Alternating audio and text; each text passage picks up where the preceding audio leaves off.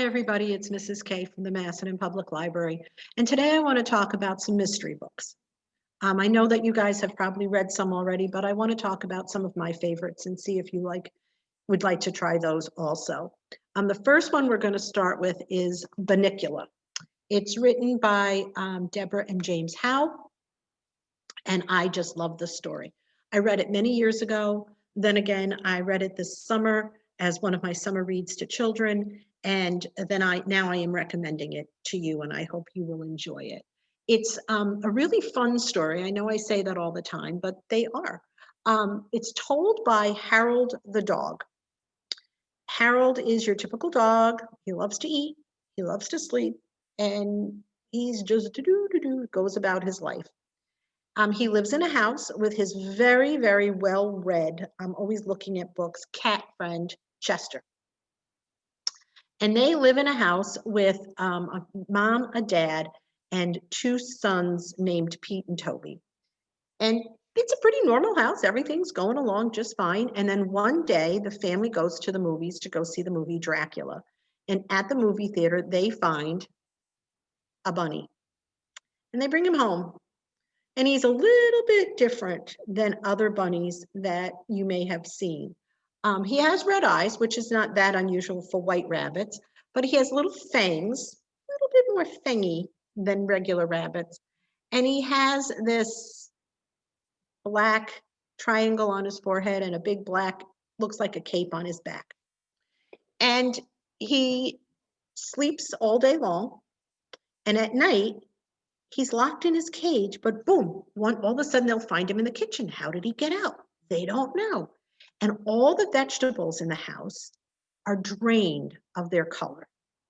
So instead of eating a carrot like a regular rabbit would, it just has two little fang marks in it and it's drained white. And so as the mystery goes on, the friends Harold and Chester try to figure out, is Venicula a regular little rabbit, or is he a vampire? And that's the mystery of the book. It's the first of 7. They're all a lot of fun to read, and I'd recommend them. And again, it's by Deborah and James Howe.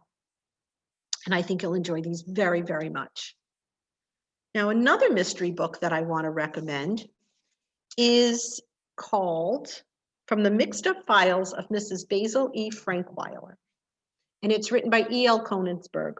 And this is a 1969 Newbery Medal winner. And I had always wanted to read this book. I never did, but I've always wanted to read it because it takes place in the Metropolitan Museum of Art. And when I was younger, I would go to the Metropolitan Museum of Art. It's in New York City.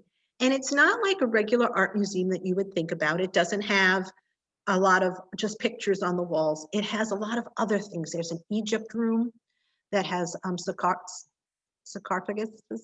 I can't even say it now.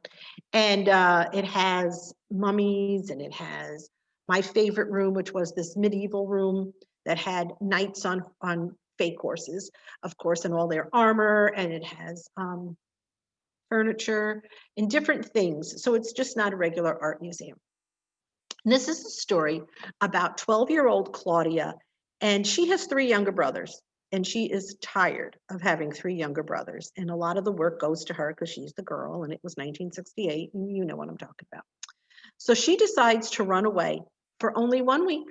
She's just going to run away, and she doesn't want to run away like away from something. She wants to run to something. And so she convinces one of her younger brothers to go with her and spend a week in the Metropolitan Museum of Art in New York City. They live in Connecticut. And she chooses this particular brother because he is very, very good at money. He saves money, everything he gets. He also plays cards and cheats a little bit and makes a lot of money. And so she thought he would come in very handy because she's not very good at that. And he would take his savings and they'd be able to buy food and things like that and train fare. And they hide in the Metropolitan Museum of Art, which is pretty clever. And they get all caught up in this mystery. A new statue comes, and it's a statue of an angel. And they're trying to find out, the big mystery is, whether this angel really was carved by Michelangelo 470 years ago. So that's the mystery that they're caught up in. The only thing I would warn you about in this book is that she spends a lot of time talking about money and the budget and all of that. And it's of course told in the time of when money was a lot different than it is today. Back in 1968, minimum wage was $1.60 an hour. And today it's $11.80. So there's a big difference in the money. Her brother has $25 to spend and they just think he is so rich. And you're probably thinking, I don't know, can you live for a whole week on $25? But in 1968 money, it's almost $200. So yes, you could live on that. So that's the one thing. I wouldn't spend a lot of time while you're reading this book concerned with the whole money going, that's not believable, because it was believable at that time. All right, so I want to recommend this because it is a very nice read and about brother and sister who grow a lot closer because of their adventures.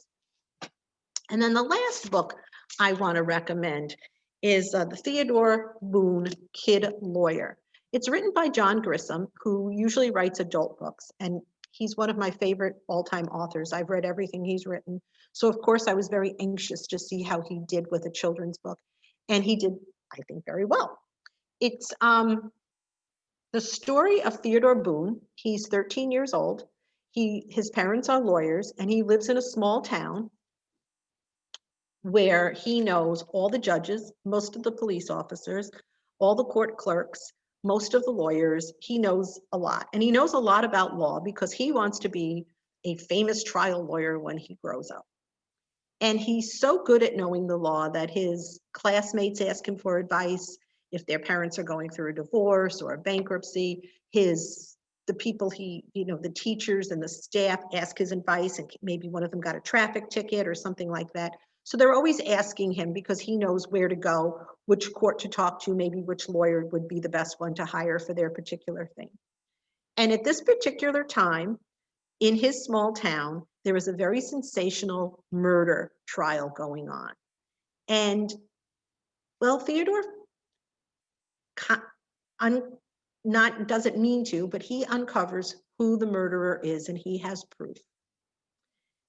And now what is he going to do? Because they're in the middle of the trial. So that is what this story is about, and it's the mystery of what you do and who the murderer is. And so I like these things. It shows you how law and trials work. He's very good about that because John Grisham is a lawyer. And this is the first of 6 books. I don't know if he's going to be writing any more or not, but I found it very interesting, and I wanted to recommend this also as a mystery book. So there you go. I hope that you like my suggestions and you'll at least try one of them. Take care. Bye-bye.